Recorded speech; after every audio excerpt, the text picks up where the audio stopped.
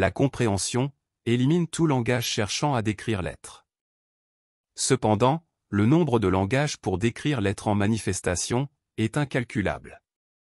Toute tentative de comprendre les êtres manifestés, ou l'univers manifesté, ouvrira toujours d'autres fenêtres vers l'inconnu, dans un cycle interminable, tant qu'elle sera faite avec les yeux de l'être externe.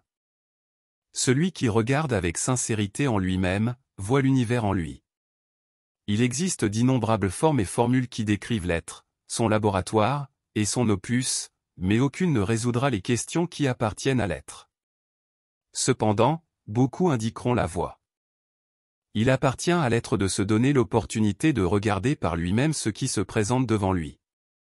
Il est de sa responsabilité de comprendre la mécanique qui met les choses en mouvement, et de devenir maître de cette mécanique, plutôt que d'être une marionnette manipulée par elle.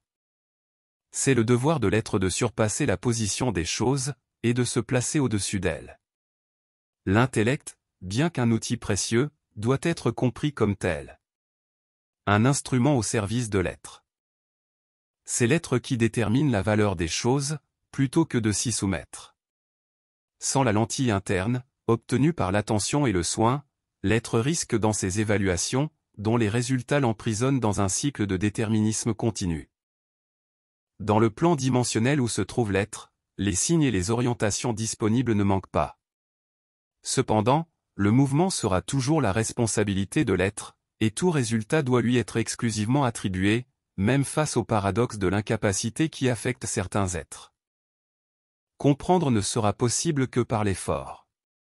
Et la lecture correcte est celle qui apporte les yeux de l'être lui-même. Chercher la compréhension dans des lectures collectives facilite généralement la contamination, car la présence totale de l'être n'est pas courante dans ces moments-là.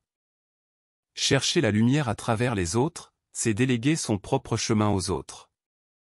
Imposer sa propre lumière aux autres, c'est céder à l'égoïsme, car la lumière ne s'impose pas. Elle coule simplement.